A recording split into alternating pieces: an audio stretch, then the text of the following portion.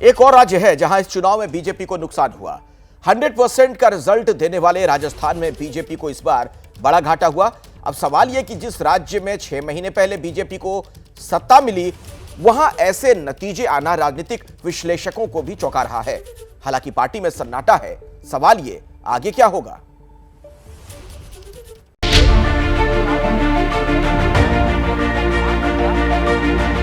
ये तस्वीर उस दिन की है जब सेंट्रल हॉल में मोदी को एनडीए संसदीय दल का नेता चुना गया। बीजेपी सहित तमाम सहयोगी दल के नेता मोदी को बधाई दे रहे थे। इस वीडियो में देखिए कैसे मोदी वसुंधरा राजे और सांसद बेटे दुष्यंत सिंह से मिल रहे हैं।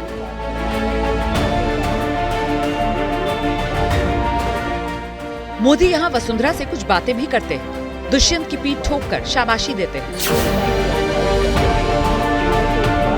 ये तो राजस्थान की सियासत के सिक्के का एक पहलू है।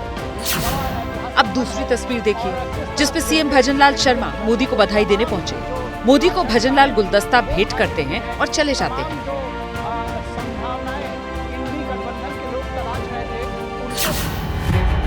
इन दोनों तस्वीरों की राजस्थान की सियासत में चर्चा है। जयपुर से लेकर दिल्ली तक के पावर कॉरिडोर में कानाफूसी होने लगी। चुनाव नतीजों के बाद जिस तरह का सियासी सन्नाटा राजस्थान में पसरा हुआ है, उससे भी कई सवाल खड़े होते हैं। विधानसभा में जीती बीजेपी लोकसभा चुनाव में क्यों हार गई? 2 चुनाव में क्लीन स्वीप करने वाली बीजेपी 11 सीट कैसे हार गई? बीजेपी का कौन सा वोट बैंक उससे दूर हो गया? क्या वसुंधरा को किनारे करने से बीजेपी को नुकसान हुआ? ये वो कुछ सवाल हैं जो राजस्थान की सियासत में चर्चा में हैं। बीजेपी के नेता जब हार की समीक्षा के लिए बैठेंगे तो इन सवालों के जवाब से उन्हें नतीजे मिलेंगे। आपको लगता हार हुई है? बीजेपी की कोई हार नहीं हुई। हमने सरकार बनाई है एनडीए की और बहुत अच्छे बहुमत के साथ बनाई है। राजस्थान में जो कुछ सीटें कम हुई है उसकी समीक्षा करेंगे और संगठन स्तर पर जो भी शीर्ष नेतृत्व तय करेगा उस पर काम करेंगे।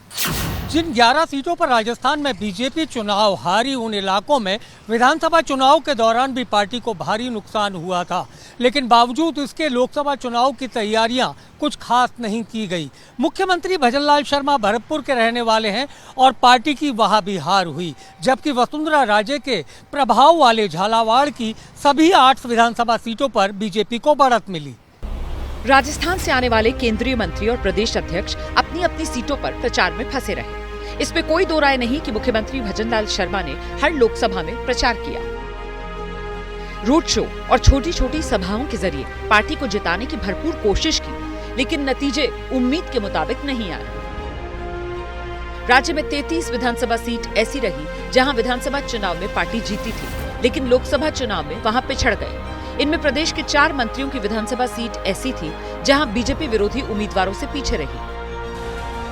हालांकि दूसरा फैक्ट ये भी है कि जिन 25 सीटों पर विधानसभा चुनाव में बीजेपी हारी थी, वहां लोकसभा चुनाव में बढ़त मिल गई। अगर यहां भी विधानसभा की तरह पीछे रह जाती तो नतीजे और बुरे हो सकते थे।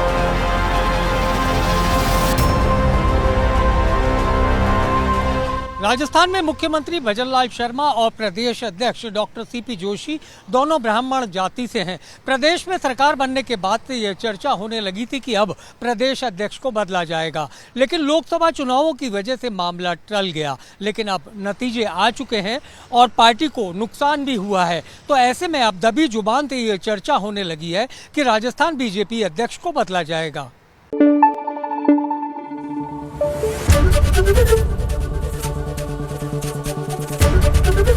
एबीपी न्यूज आपको रखे आगे।